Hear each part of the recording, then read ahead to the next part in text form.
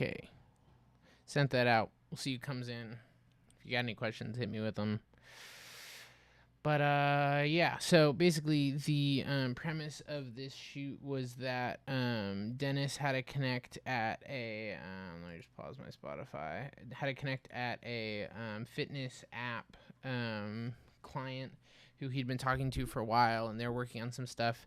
And one of the things they needed was basically all these assets of vertical short clips. Originally, the idea was GIFs, and that's sort of a little bit of an ongoing conversation, but vertical files to do like exercise tutorials for various exercises.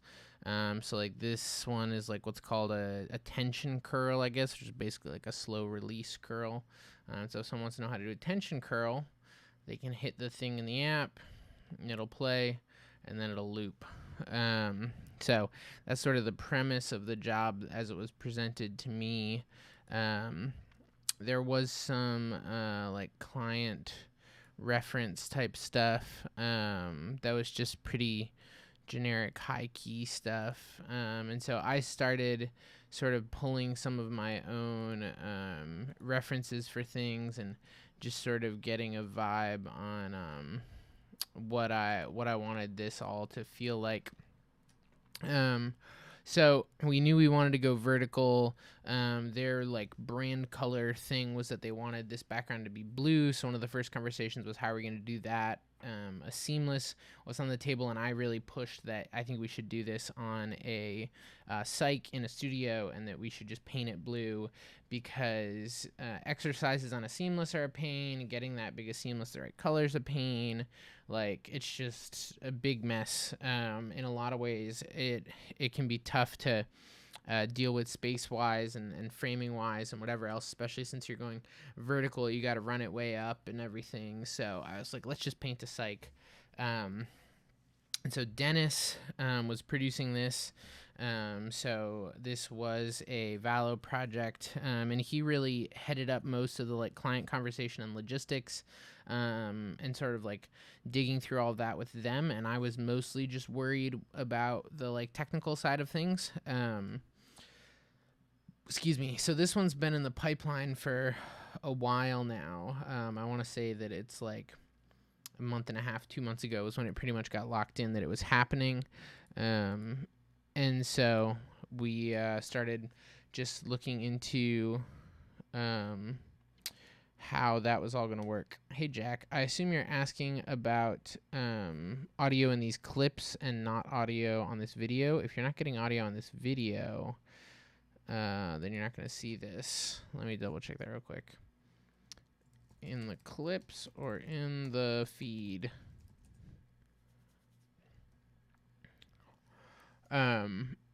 So hopefully everyone can hear me.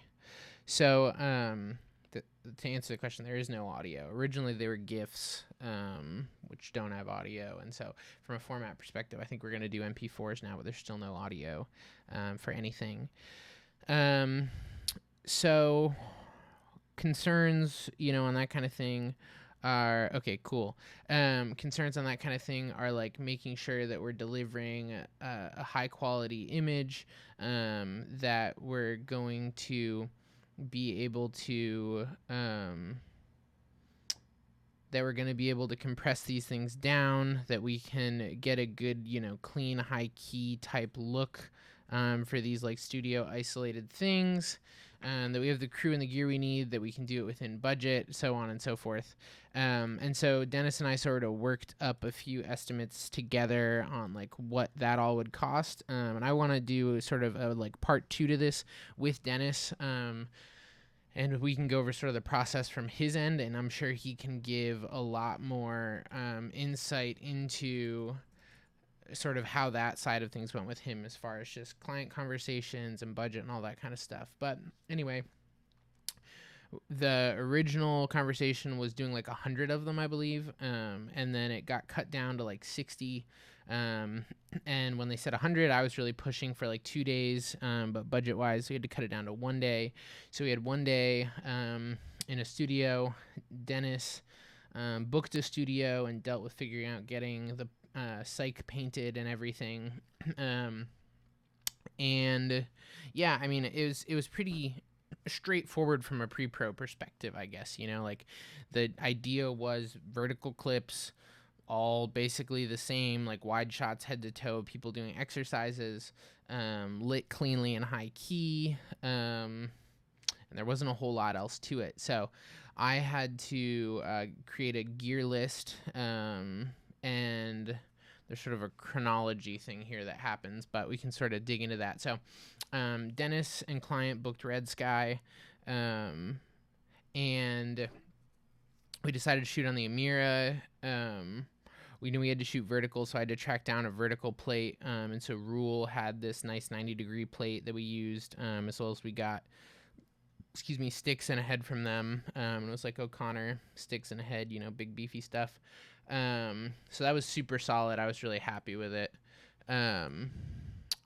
This was my first vertical shoot ever, so I would say not that often. Let me see. I could have sworn I took a picture where you could see the plate well. Of course, maybe not all my phone pictures made it over here. But you can definitely see it in this. So this was sort of our camera setup as we landed on it. So we had the Amira sideways on this 90-degree plate, which goes to our O'Connor tripod. And that's what gets the camera sideways. So we get a full vertical aspect ratio on things. Ran my 702 OLED as our on-camera monitor. Ran a Canon Cine, I always forget what it is. It's like a 15.5 to 47 zoom. I knew that we were going to be wide, but I wasn't exactly sure how wide, depending on like how much space we had in the studio. Just sort of like all the logistics of how much of the wall was painted and whatnot.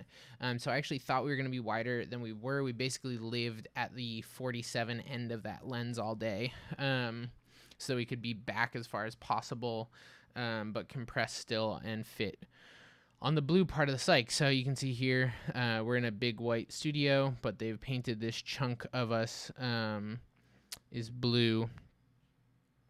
And I agree with Ian, if cropping square vertical and post for alt cuts for social is probably more common than shooting vertical, unless you're on the luxury of being on productions that are designed for like Snapchat and Instagram and social and that kind of stuff. This stuff, since it was designed to be used in an app, and that's its sole purpose, we only needed to shoot vertical, but I've definitely known people who shoot stuff that like they're shooting horizontal, but they like shoot vertical safe and stuff sometimes. So a couple other like logistical things that I guess I would mention from my end are that I didn't want to deal with batteries all day being in the studio, so we just ran wall power to the camera, and my monitors powered off my camera, so everything there was self-contained. We didn't have to do battery swaps or anything. Client monitor was running off power. I didn't want to deal with fighting with wireless or anything, so I have like a 25-foot SDI that we ran to client monitor. We had, like I said, that 15.4 to 47 on camera, bright tangerine matte box and follow focus. It was funny operating a follow focus sticking straight up in the air.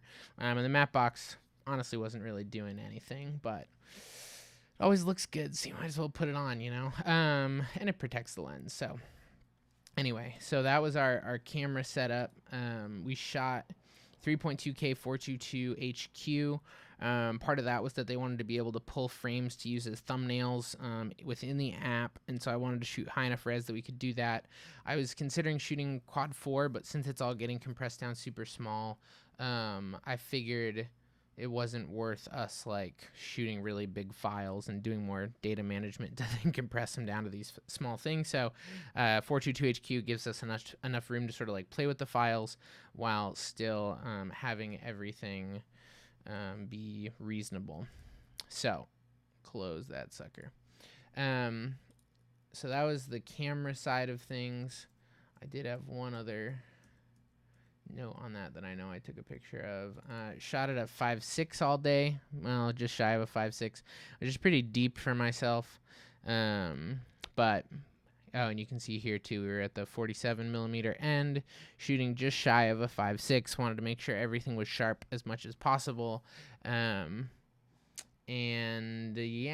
So that was the camera department situation. Pretty simple. Most of all the camera stuff was mine. We got lens from Lens Pro to Go, and we got a Flanders 21-inch monitor for client from Lens Pro to Go as well. It was not my job to convince them to pay for a full-on cinema camera. They didn't really get an option. Like, it's not like they had a line item that was like a Mira option A, C100 option 2, and like that was the budget gap. So that wasn't really, I don't know. They didn't necessarily know exactly what money was going to. Dennis dealt with the budget stuff. As far as all of that goes, it wasn't like big budget. It wasn't totally strapped. I assume Dennis is okay with me saying in this context. Again, quick reminder to all Patreon people, the Patreon info stays within the club. But our total budget was a little north of $9,000. Plus studio is separate. So I think that put us at like $12,000 or so was our total production budget. Which for like one day shoot isn't that bad. So we could justify the Amira and all that stuff.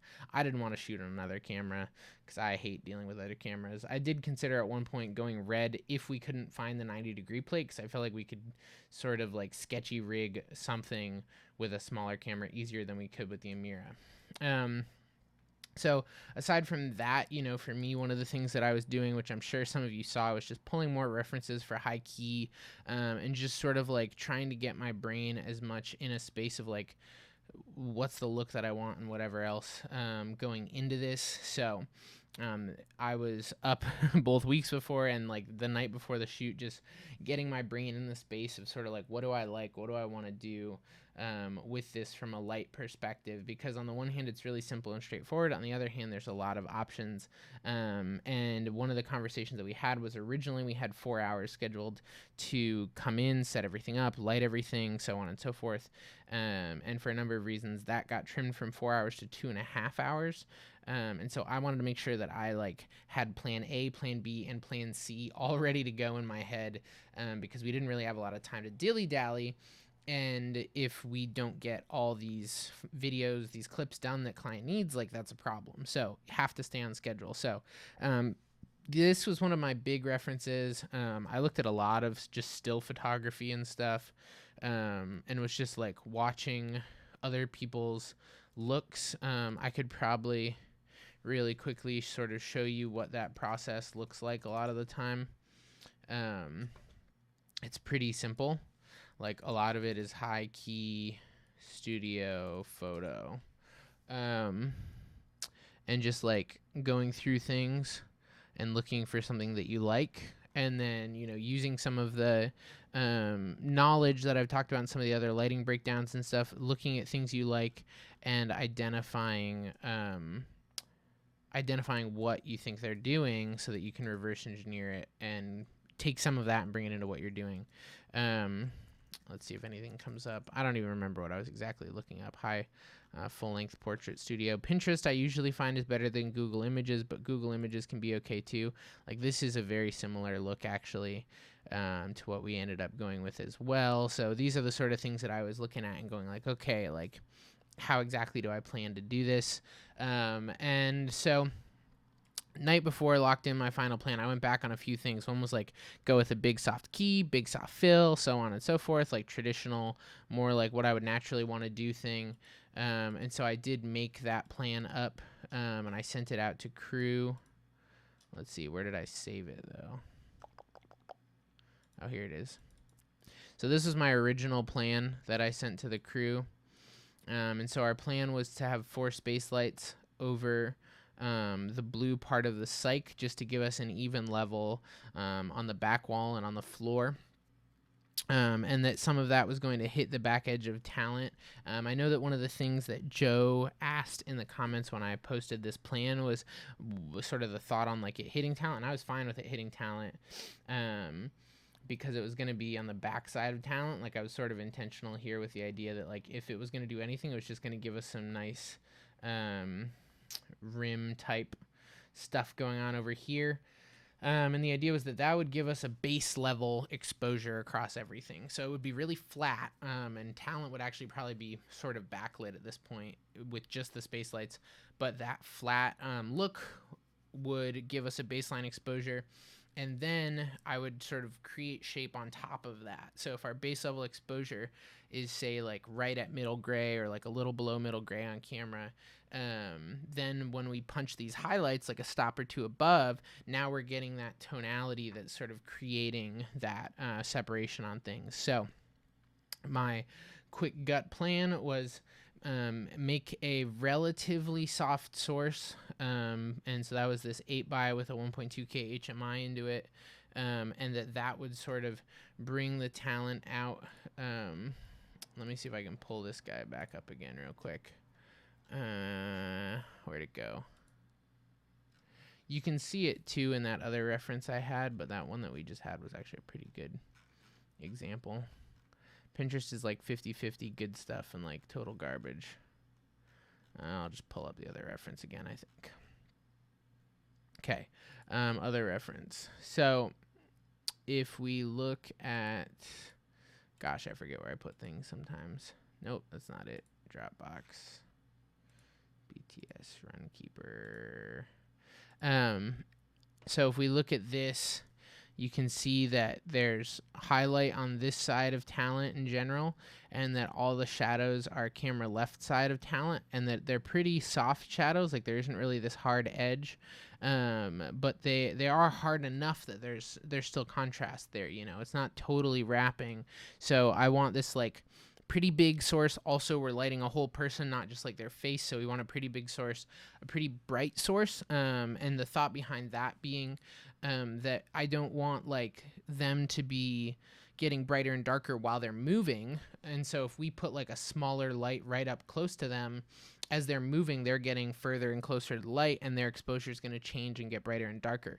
But by going with a bigger light further back, in sort of the whole inverse square law, their position relative to the light isn't changing as much, so they're not getting that much brighter if they take a step forward or away, because it's like if you're already 12 feet from the light, 13 or 11 feet isn't that big a difference. But if you're 3 feet from the light, then being 2 feet or 4 feet is a, you know, potentially doubling difference. So that's part of why we want a bigger source farther back, if that makes sense.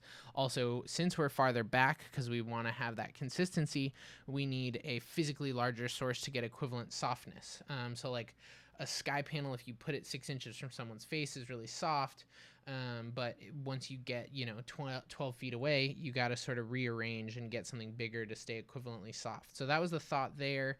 I sort of had this like potential sky panel just on the same side to help give us some extra highlights. And then putting a big negative on this side, just to sort of continue to play this idea of negative and contrast in here. So that was sort of the thought.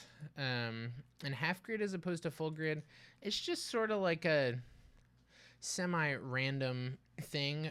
So half and quarter grid and full grid, they're just like different diffusion cloths. And the what's the simplest way to explain it? I could do a whole video on like diffusion. It's much simpler than people think it is. So I'm gonna try and make a real quick like object lesson here. So let's say that I'm the talent, and that I'm the talent looking at the camera, and there's a light sort of like, you know, over keying me over at a given position. So let me see real quick. This would actually be even easier if I happen to, I don't think I have any pictures from talent perspective, unfortunately. But I think for the sake of our object lesson, even like this, oh, that's a video. Dang it. This picture will work. Okay, we'll use this as our sort of like reference picture. So imagine that I'm talent right now, and this light is keying me. So it's a pretty small thing. Like it looks relatively small to me, you know, the idea of an apparently small light source. The closer it gets to me, the softer it's going to get. And that's because like more of my face can physically see the light. Maybe if you think of it as like, if you're walking around a mountain, and floating up above the mountain, there's like a drone with a spotlight on it. At any given point, there's a really quick turn between like where you can see that spotlight and where you can't see the spotlight. Like the minute you go around a corner, you can't see it. None of that light's hitting you, and so you get dark. And so in the same way, if I have like a small light going on over here, then we can very quickly feel that like the separation of like this is the breaking point where this part of my face can see the light and this part of my face can't see the light. And that part of my face can currently see this other light, but you know, you sort of get the point. So the bigger the thing is though, imagine if instead of a drone with a spotlight, we had like the whole moon, and the moon was like just a mile away or like 500 feet away, and you have this huge light source up there. Now, no matter where you go on the mountain, you're going to get light hitting you from that source. You may get less light in certain areas because you can only see a quarter of the moon or half the moon or whatever else, but you can always see that light source, and so there's always that light hitting you. So this small light in our example here of our sky panel is not that big an apparent light source because it's further away. But now if we take a look at this and we assume that this light has a beam, you know, the beam sort of like comes out everywhere, and anything that can see this light is getting hit by light from it. So now if we throw a diffusion frame in front of this light source, let's really quickly do this. Hopefully this is all making sense. If it's not, then let me know. So diffusion frame with no diffusion in it does not change the apparent size of the light source at all, because the light's just still coming through. But now if we take that same light source and let's say we put a very light diffusion in it, like a wax paper type, dang it, you'd think I'd be better at Photoshop at this point, but like a wrong layer, wax paper type diffusion like this. Now, if we put just like a white sheet in there, now we can't see the light at all, and no light's reaching us, and so exposure on us goes way down, and there's no light. Now, if we put like clear plastic in front of the light, which we can show basically just by taking the opacity of this all the way down, we can see the whole light. Now, if we put a very light diffusion here, so let's say like quarter grid in this example, this is our frame and it has quarter grid in it, and the light is coming out and the beam is hitting this whole quarter grid and it's lighting it up. And so now our face, so much of our face that was getting hit with shadows before, can see the lit up quarter grid, and it's lightly lifting some of those shadows because it's this big soft light source. The brightest light, which is this part, is only hitting a certain part of us because it's a pretty small source. So you have sort of this duality of a bright hard source that can only hit certain parts of your face and is going to make like sharper shadows, with a light diffusion around it, and that light diffusion, because there's light coming from it, is lifting all these like edge shadows and stuff and filling things in. So now we have, you know, say our bright source in the middle is like 2 stops brighter than our big soft source here. Well, if we went to a slightly higher diffusion, we're going to start breaking that down to the point where it's all just the diffusion. You know, you can't really get that hot spot in the middle anymore.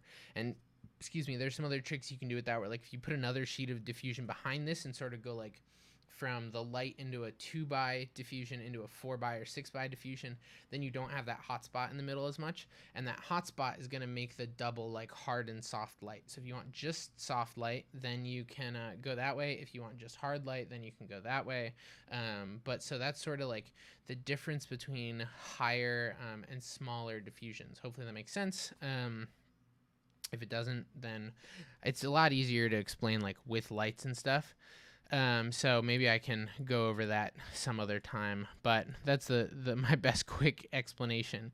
But if you really like play with it, you know, it's the idea of like if you take a flashlight and you point it right at yourself, like even say your phone flashlight. Let's turn this off. And if we put the phone flashlight right on myself, it's really small, and so it's really hard on like where the break point between light and darkness is. But now if we take this and we point it over at the wall, if I turn this brightness down, you can't even see really, unfortunately, with this like exposure. Um, but you know, it becomes a bigger source.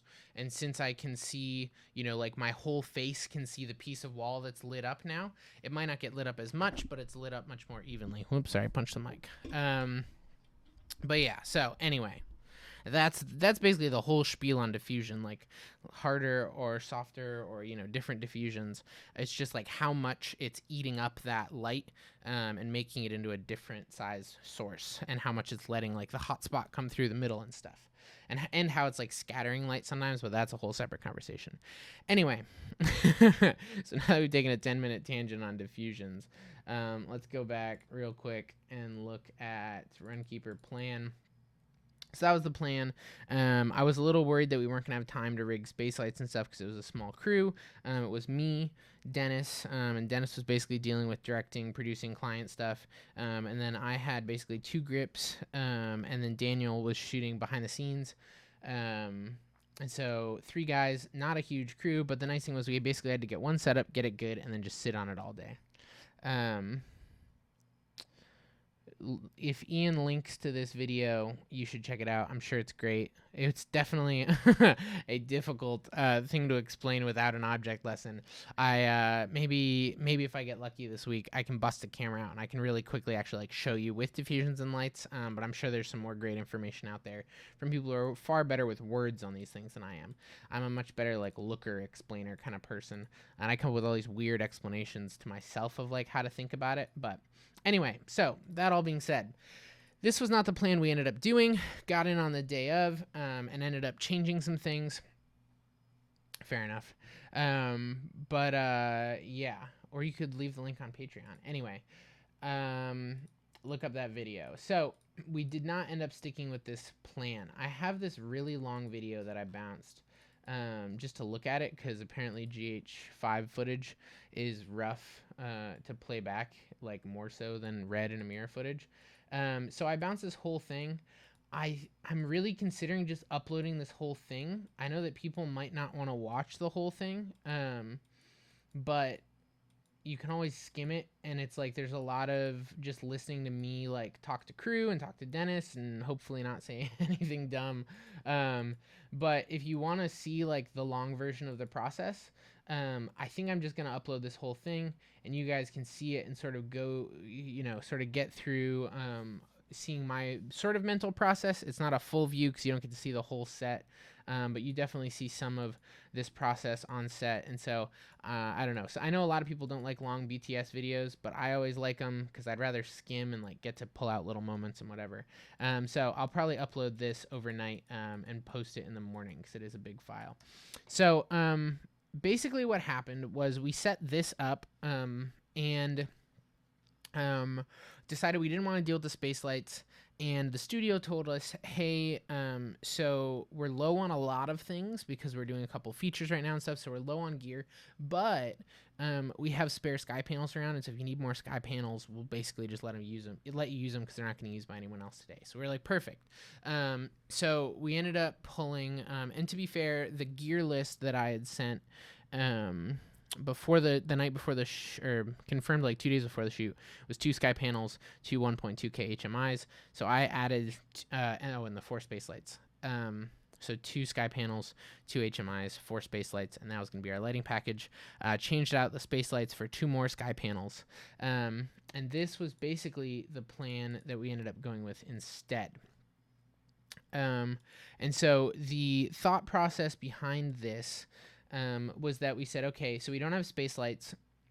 So step 1 is let's light the background. So we took 2 sky panels and just fanned them across each other and used them to get an even level across the background. So this is another case of where if you put the sky panel too close to the wall, then the part of the wall that's really close to it's going to be really bright, and the part of the wall that's far is going to be really dark. You're going to get a very clear like gradation, and we wanted an even level. So we pulled them far enough back that they were pretty even and were meeting in the middle and feathering over each other. And I looked at my waveforms on the camera, or not waveforms, false color, and was sort of able to see that we had gotten an even color using that. So we had our two sky panels just giving us an even level on the background, and they were spilling across the ground and stuff, which I was okay with. But we put these two 4x floppies in to stop it from spilling too far back and from hitting the talent, because the problem was if we didn't flag it off the talent, we were getting shadows coming from the sky panel light coming forward off the talent that I didn't like. So these are basically giving us level on the back wall and the floor behind the talent, and then the flags are just barely worked in to where we won't get shadows on the talent. So if you look at, dang it, I keep going to the wrong place the first time. If you look at BTS Runkeeper, if you look at, this is what the studio looked like when we first got in. You can see us sort of getting sky panels in place initially and stuff. One random thing, I used my Lumu light meter to check the color temp on the HMI because it seemed weird, and it was like 4600 Kelvin, which I thought was odd, but whatever. So we'll skip that because I'll explain the thought on that in a second.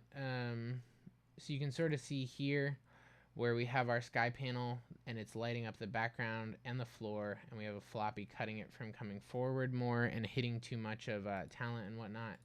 But I took a picture at one point where you could see, it's another case of like, if you just think about the idea that like whatever can see the light is getting hit by the light, and whatever can't see the light is not getting hit by the light, it makes like flagging things and stuff a lot simpler. So if you see here, this is from the other side of the studio. We have our sky panel, and this whole chunk of wall, everywhere that can see the light is getting hit by the light, but we don't want it to come over this way, so we put the flag to where it's just barely between the talent and the light, which sounds super straightforward, but if you look at the perspective here, it's just in line to where the beam cuts, and we don't get a shadow off front of talent. So if we didn't have those, we would have these dual shadows coming off the front side of things. I really wanted to get frames at the end of the shoot with every light being turned on and off one by one, so I could show you like exactly what each light was doing. But talent really wanted to throw a dance party at the end, so we threw them all to party mode, and it was all just done at that point. So I didn't really get to do that, unfortunately. But so these two background lights are doing that. The flags are to stop us from getting shadows off the front of the talent. So I wasn't loving our HMI into our diffusion over here because I felt like it was honestly a little too soft, and I didn't really like our key to fill ratio. I just wasn't in love with it. So I decided I had this weird idea, which is sort of like a beauty lighting thing to do, which was to put a big soft source right over camera. So we put this 4x8 beadboard directly over camera. So you can see here, this was a little bit later in the day where we had to move talent back, so this isn't quite the original starting position of stuff, but it's pretty similar. I don't think I got a picture of, you can see it again here. But so we left the diffusion up because we didn't want to have take time to tear it down. But so we put this 4x8 beadboard right over the camera and shot the HMI into it, and that just gave us a good soft flat level. Oh, that was one of the other things I didn't like about the HMI into the diffusion, was that it wasn't quite lighting the floor evenly, because I was finding that we were getting this like natural push diagonally across the floor, creating this gradient. Excuse me, and I didn't want to fill it in because it would fill talent in, and I wasn't happy with it. So pivoted to this idea of, well, if we put a beadboard right over camera, punch the HMI into it, now we're going to get this soft light that's flat to camera, and it's going to evenly light talent and the floor. And so what that does is it gets us into a base level exposure with talent and the floor. The only problem being that it's super, super flat.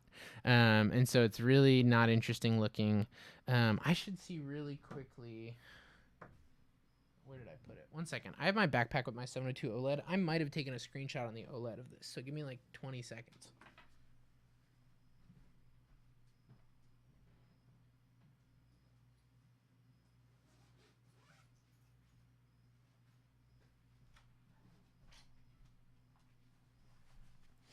The odds are probably equally high that I did not, in fact, do this, but it's worth taking a chance because I was pretty bummed that we didn't get to do any in progress shots of the setup and the various lights, because it's really simple to talk about, and it's really like a pretty simple process in general, but it is a lot easier when you can actually see what everything's doing. And so I would say you can totally test this yourself, on a smaller scale. You know, it's not like you need huge lights, but if you go take whatever lights you have and just build off the idea of soft sources and hard sources in various places. Oh, maybe we didn't. I don't think we did, unfortunately. So never mind. So this is creating a bounce off the HMI into the beadboard, which is evenly lighting talent in the floor, and just giving us a good flat level. And so at this point, everything is really flat. The background is flatly lit. The floor and the talent are flatly lit. But it's not very like high key or interesting. It's just sort of blah. It's really, really blah. So what we did was we took one of our other sky panels, put it in front of the diffusion, and put it up 45 degrees, relatively close to talent, but just bare, not diffused or anything. And we shot it right at talent. And what that does is it creates this other layer of light, which is a higher level highlight that just sort of makes the whole thing pop. So let's see over here. Boop-a-doop-a-doop-a-doo. Just trying to find one where you can see the key sky panel well. Here we go. So talent is normally over here on this part of the floor. Camera is over here. And so you can see we have our HMIs creating this soft, even fill going this way. The flags around the HMI are just to stop it from spilling off the beadboard too much, which is mainly just so we don't go blind. So we have it cut off hitting camera and talent and stuff just with those floppies, but they're not really doing much else. And then this sky panel is just coming and hitting talent, and it's just creating this nice semi-soft, semi-hard highlight across the talent, and that's really what makes the whole thing pop at the end of the day. So if we go over to look at some of these clips, it's probably easier to see, like say here. The highlight is all coming from over this side of them. It's creating these little wrinkles and, subtle shape across the neck and things like that. And it's very subtle. That's one of the big things I would say about high key that I've learned is that you're playing like a stop or two of contrast and that's it. So you have to be really intentional with like where that contrast is, because you can't just like always go super blasty and super contrast. Some jobs you can, but this was a case of we wanted to make it look clean without all of that. So that sky panel is really just making everything pop and separating us from the background, giving us good shape on talent. And that was really the final piece of the puzzle that made everything pop. So once we had that in, I was pretty happy with it. And then the other conversation was, since our HMI was playing a little bit warm, we flew like they had some random CTB type gel on a 4x already floating around. Let me see if this is in the video. And again, I'll post this tomorrow and you guys can see more of like the thought process and everything else. Here are weird conversations about it. This is the part where we decided to try flying in the beadboard. Looking at Dennis. Oh, here you can sort of see, and again, this isn't an optimal example, but you can see this is like with just the beadboard, that it's just a very flat image in general. And so like our floor is exposed well, our background's exposed well, but it's just very like front lit and sort of blah. And then we put the sky panel in, and I think we probably dialed it back a little bit from where it is here, but you can see now we're getting some of that extra shape and pop on talent.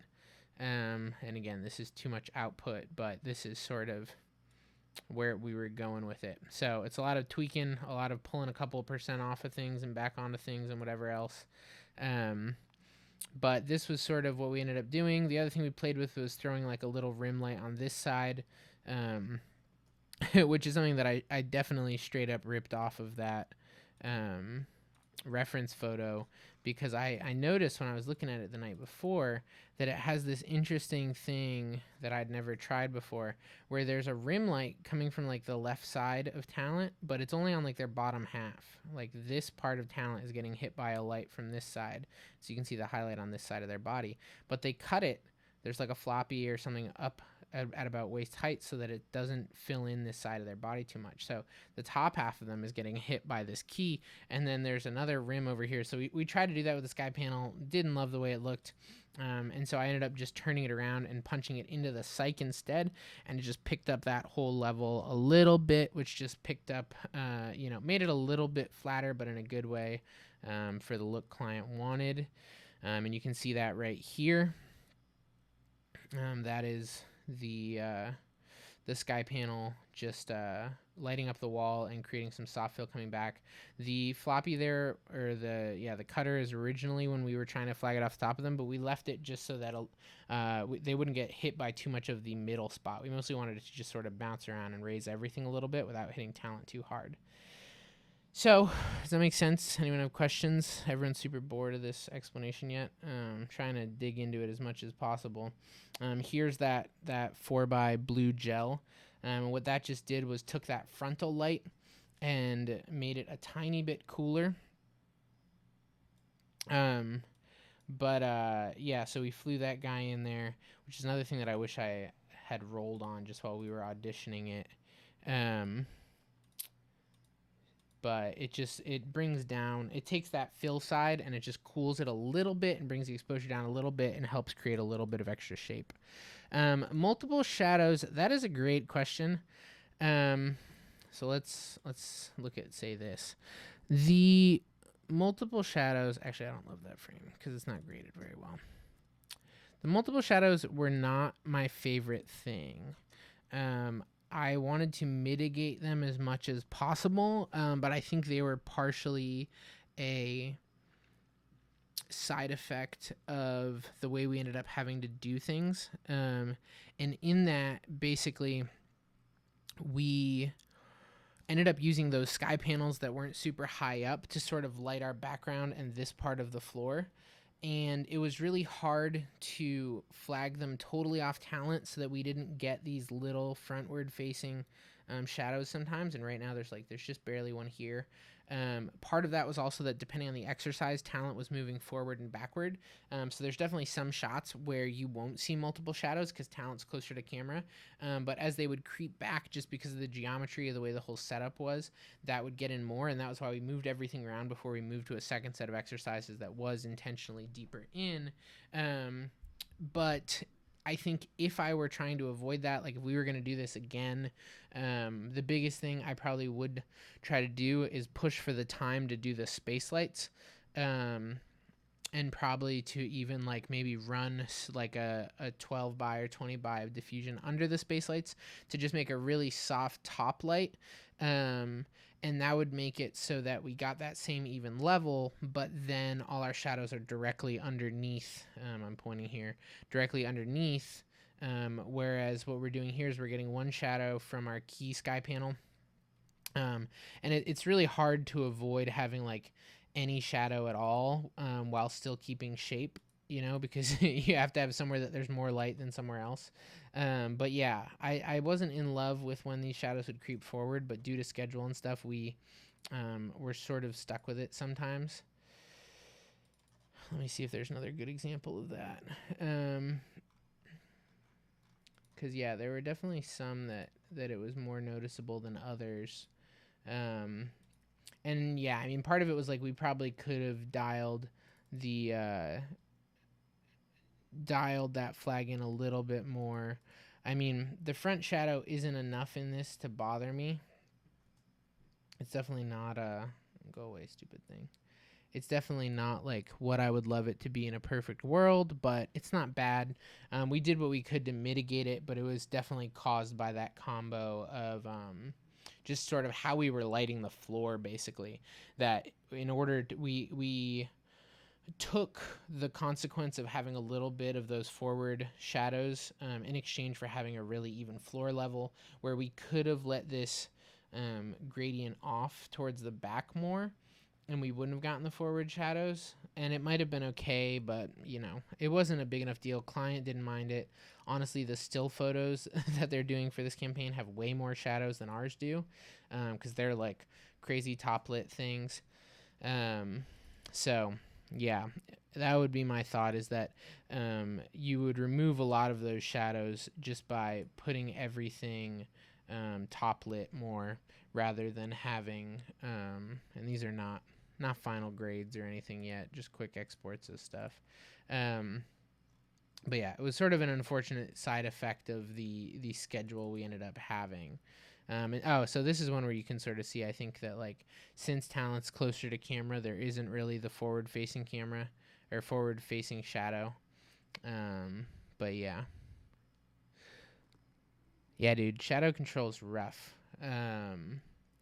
But I think the trick is, if you sidelight everything less, you just push the shadows underneath and then you don't get them. So that would be a trick. And then if you wanted to mitigate the main shadow, you would just have to go softer on the key, I think, to make sure that there's less of a differential in the light hitting there than everywhere else. But we were fine with it for this. But yeah, I mean, it's definitely a lesson that I learned, was that it's worth pushing for the time to do that way, and have like the space lights. But I think for what we had and for a small crew, I was content with it. And that's really like most of it. We basically got everything dialed in as much as we could in the 2.5 hours we had with 3 people, and got the monitor set up and everything. And you'll be able to see all of that in the BTS video.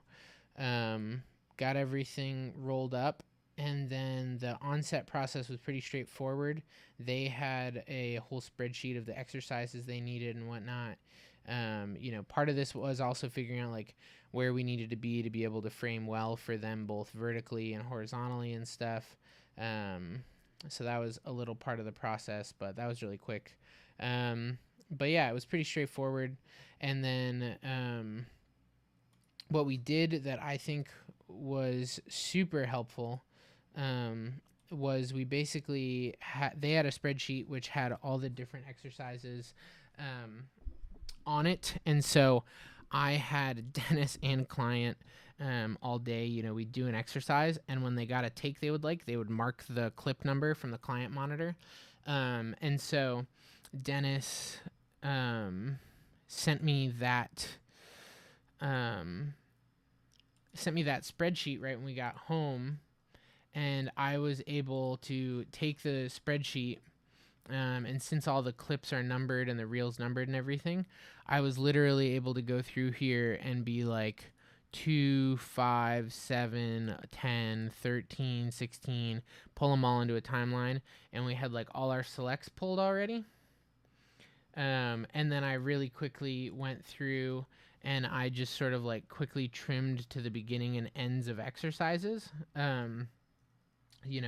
And so that was something we did on purpose, was we did each take as its own clip. We didn't like let him do a couple takes on one roll. And so we would say, okay, we're doing, shoulder presses, and I would say ready, and talent would sort of settle, and I'd roll for like a second, call action. They'd do their action, which is like 2-3 reps, whatever it may be, and then they'd settle again, wait like a second, call cut. And so all our clips were pretty much as close as possible to the final deliverable as they could be. So then when we were able to combine that with our spreadsheet, pull this in, I'm not like trimming out, we shot 177 clips, I think, 200 clips. So I'm not having to pull out, 200 clips and dig through to find the good ones.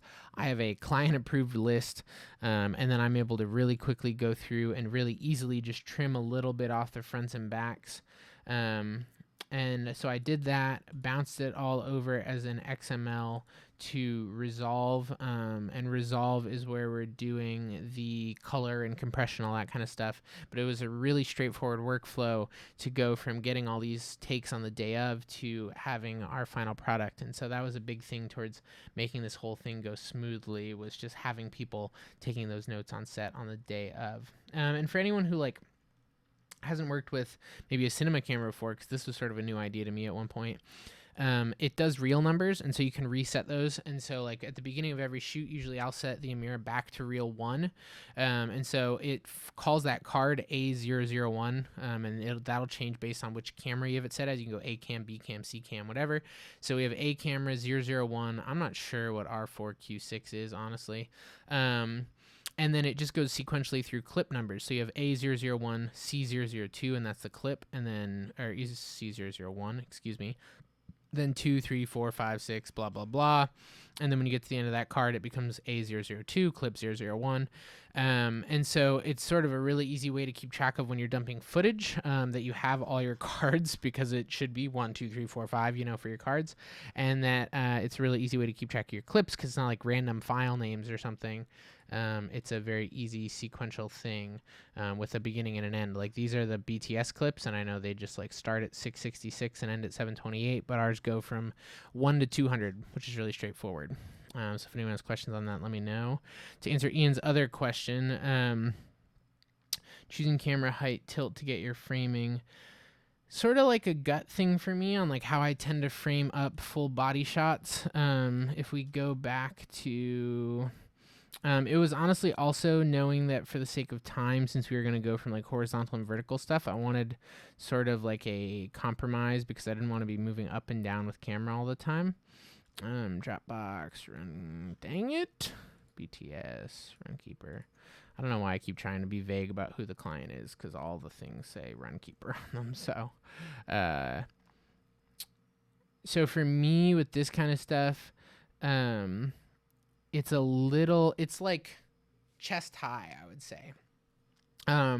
And for me, the idea is that I want to skew towards about the middle of the action. We maybe could have skewed a little bit lower, but since we were also pushing talent towards relatively the bottom third of the frame for a lot of these, especially the wider ones, I didn't want to go too low, because then we'd have to like tilt up to get our headroom. So it was sort of finding this happy place where like camera was basically level, because I didn't really want to be tilted, because I don't want to be looking down at them. I don't want to be looking up at them. Like things get weird perspective wise. And so put camera basically level, and then just adjust height to where it's sort of at a natural position for our framing. And so I usually find that about chest height is a good place to be. And so that was basically what we did. I feel like we probably could have, I don't know, I'm happy with it as far as like just an angle thing goes. But yeah, that was sort of, I guess that's my answer to that. And yes, I think that's all I have for thoughts right now. It's pretty straightforward. I'll get Dennis on and we can talk about all the like client logistic business side of it, and I will upload that 50 minute long BTS thing tonight, and maybe it'll be up tonight, in which case I'll post it. But thank you guys so much for watching. Hopefully this was helpful. If you have any more questions, feel free to hit me with them either here or just on the Patreon post. I can always do a part 2 video. Yeah, so that's pretty much the story behind that. I love you all. I love you, Ian. Love you, Benny. Thank you guys so much for watching. Hopefully it made sense, and I will talk to you guys next time. Bye.